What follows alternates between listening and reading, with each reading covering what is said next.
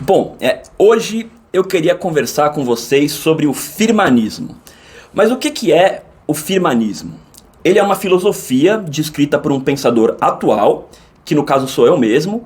E, em resumo, o firmanismo é a filosofia que procura valorizar todos os movimentos sociais que fazem bem para a imagem da firma.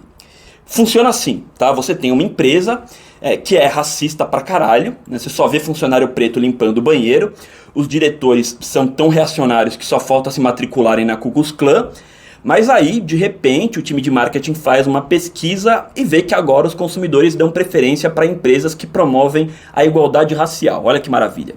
E aí é isso. Tá? O RH vai fazer aqueles treinamentos que ajudam a conscientizar um total de 0 pessoas, a empresa começa a colocar pretos nas campanhas publicitárias e está resolvido. Mas o firmanismo ele não é apoiado apenas pelas empresas. Tá? Muita gente por aí acredita que ele representa um avanço civilizacional. Não vão achar mais.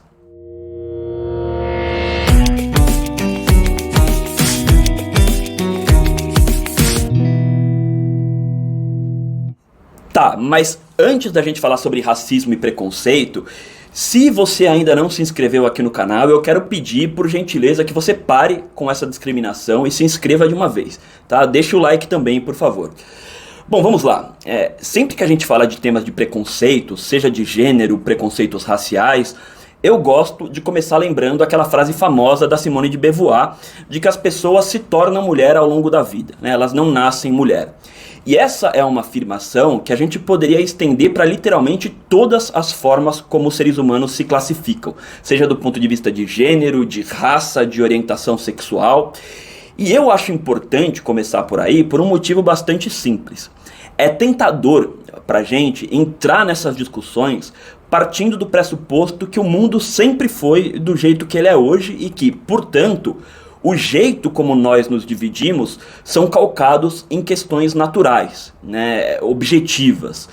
Muita gente por aí, que eu desconfio que toma ácido em jejum e começa a ver Jesus na goiabeira, parece acreditar que se a gente voltasse para a pré-história, ia encontrar um monte de Neandertal fazendo chá revelação, né, jogando blueberry e framboesa pro alto quando nasce um bebê. E é claro que quando você parte desse tipo de pressuposto, a discussão fica completamente interditada, né? Porque você não vai conseguir enxergar os elementos que introduziram as diferentes formas de discriminação na nossa sociedade e muito menos vai conseguir chegar a conclusões óbvias, como o fato de que os mesmos mecanismos que introduziram esses problemas não são capazes de oferecer as soluções definitivas para eles. Então, vamos começar estabelecendo algumas questões bastante fundamentais aqui. De fato, o preconceito é algo bastante antigo nas sociedades humanas, sendo que a xenofobia provavelmente foi o primeiro deles. É razoável supor que sociedades humanas pré-históricas já tivessem um certo nível de animosidade contra grupos que vinham de outras regiões. Mas o que a gente precisa ter em mente é que diferentes sociedades têm preconceitos contra diferentes grupos ou às vezes preconceitos contra os mesmos grupos, mas por razões diferentes. O preconceito racial, por exemplo, assim como o próprio conceito de raça, da maneira como nós conhecemos, é um fenômeno relativamente recente e só foi popularizado lá pelo século XIX por filhos da puta racistas como Arthur de Gobineau, que escreveu uma obra que ele teve a desfaçatez de chamar de ensaio sobre as desigualdades das raças humanas. Antes disso, o termo raça era muito menos utilizado, né, especialmente dentro desse sentido hierárquico. Aqui no Brasil, por exemplo, se você viajasse para 300 anos atrás e fosse ter uma conversa com as pessoas sobre a ideia de raça negra, seria mais ou menos assim. Você gosta de raça negra? Isso não significa, é claro, que a discriminação já não estivesse presente, tá? Muito pelo contrário.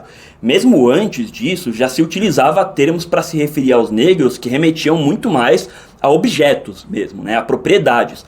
Mas a definição moderna de raça, quando ela surge a partir de conceitos pseudocientíficos que serviam justamente para tentar justificar a manutenção dos negros em determinadas tarefas braçais, por exemplo, durante a escravidão, mas especialmente depois que a escravidão foi superada.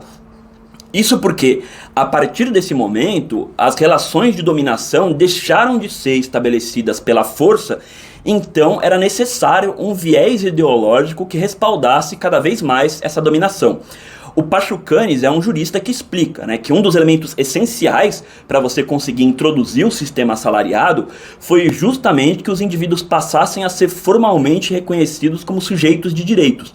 Porque só assim eles poderiam celebrar um contrato de compra e venda de mão de obra que fosse justo entre si, né? E esse processo foi essencial para esse novo modelo de exploração, conforme a gente tem mostrado aqui nos nossos últimos vídeos.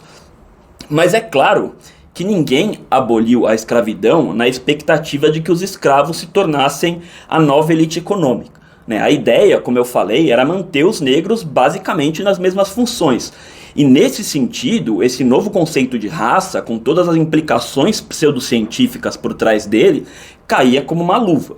O cara falava, olha, seguinte, eu adoraria que a gente tivesse papéis similares aqui na sociedade.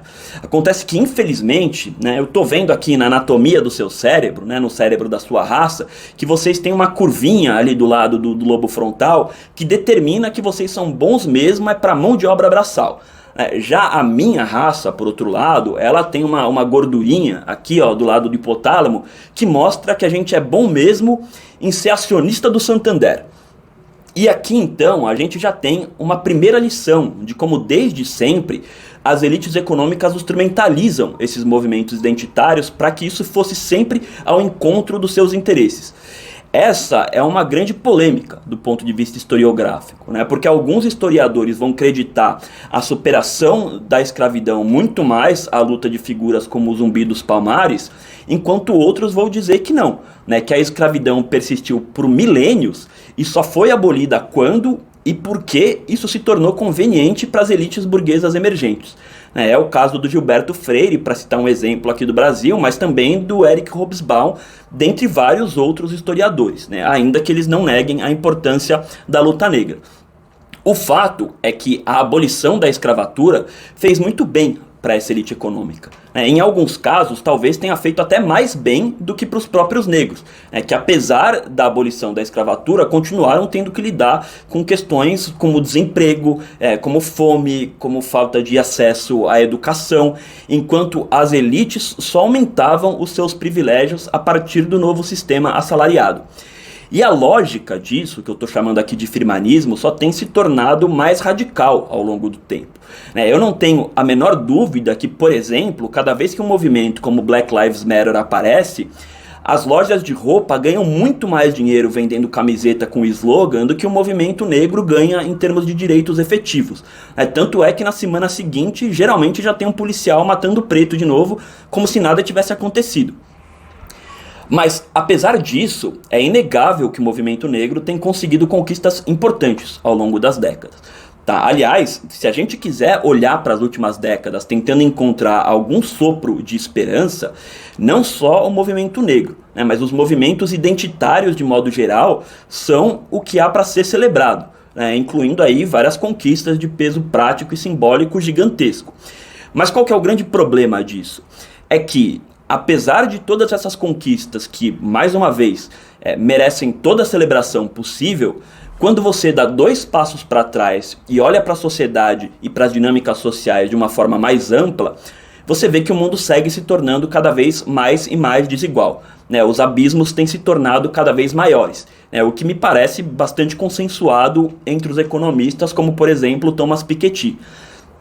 De certa forma, então, isso nem deveria ser nenhuma surpresa, Afinal de contas, por exemplo, quando a gente luta para que mais pessoas negras tenham cargos de liderança, não necessariamente a gente está criando mais cargos de liderança para absorver essas pessoas.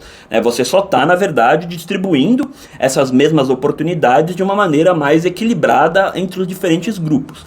Então, isso significa que no fim do dia a gente está só trocando 6 por meia dúzia? Não, de jeito nenhum. Isso não é trocar 6 por meia dúzia, porque quando um branco ascende a uma posição de destaque, grosso modo esse movimento só é relevante para aquele indivíduo que ascendeu. Isso não tem nenhum peso social simbólico.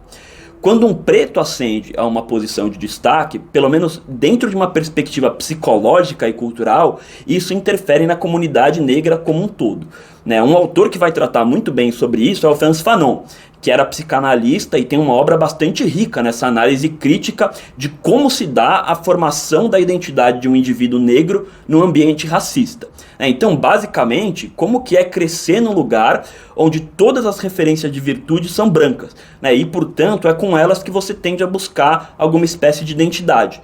Mas aí, quando você se olha no espelho, você se vê como preto. E, logicamente, segundo Fanon, isso tende a levar o indivíduo a um processo de alienação de si mesmo e do seu próprio corpo. E nos casos mais graves pode até chegar a dar origem ao Fernando Holliday.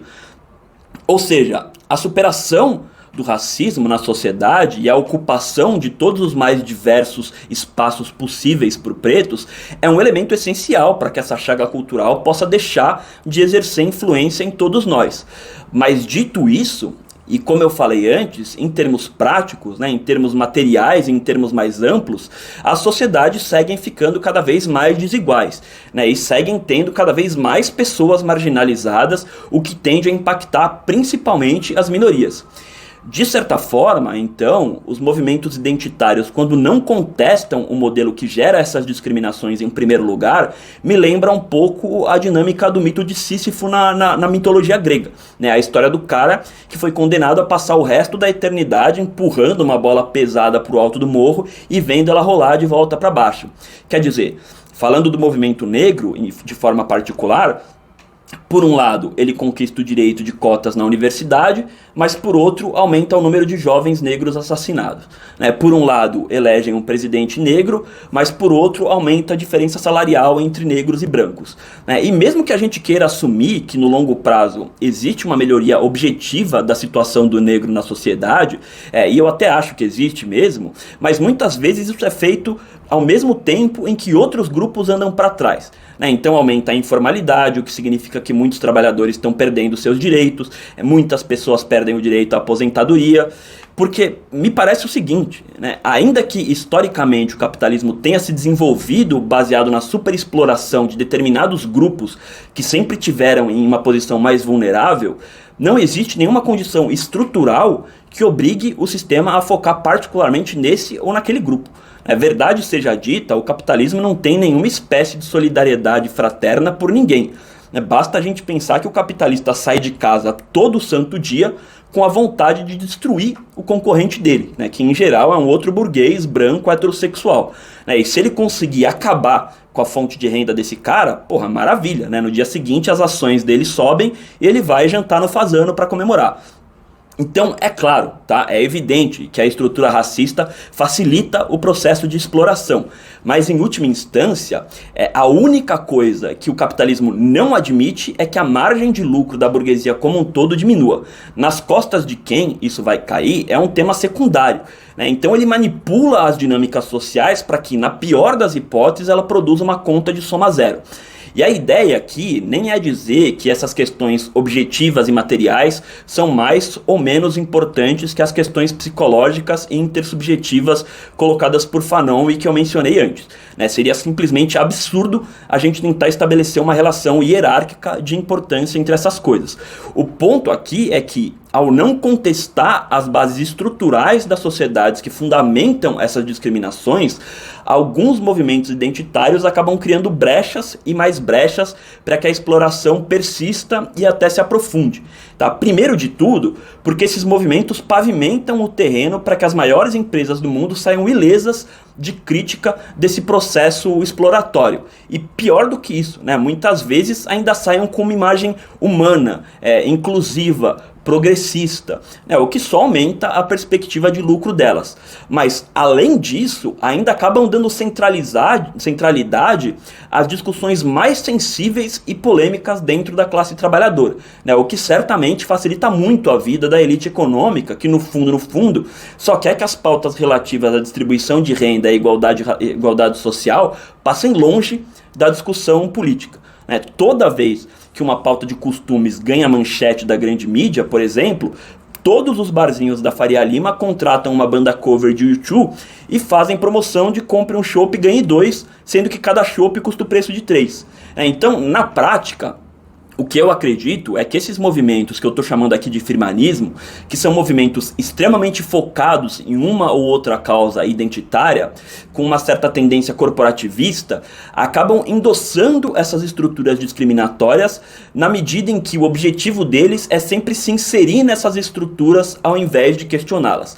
E não só isso. Tá? Mas muitas vezes eles podem até acabar tendo um efeito rebote, na medida em que servem de fertilizante para uma extrema-direita que na maior parte das vezes é utilizada como massa de manobra da Faria Lima, né, do grande capital. Um autor que discute esse tema de uma forma que me parece muito pertinente é o David Harvey, dentro daquilo que ele chama de política da diferença. O David Harvey acredita que uma boa parte dos problemas que negros, mulheres e homossexuais sofrem na nossa sociedade seriam mitigados se a gente focasse em questões mais amplas, como questões de distribuição de renda ou medidas de ampliação de participação popular direta na política, através, por exemplo, da criação de conselhos populares, né? Só para citar alguns exemplos. Sem contar o fato de que esses temas provavelmente seriam muito mais eficientes em gerar um consenso social na classe trabalhadora. Bom, eu vou tratar sobre isso com um pouco mais de profundidade num próximo vídeo, onde eu vou continuar falando sobre as questões identitárias, mas enquanto isso, por favor, deixa aqui seu like e se inscreve no canal, tá bem? Até mais, um beijo!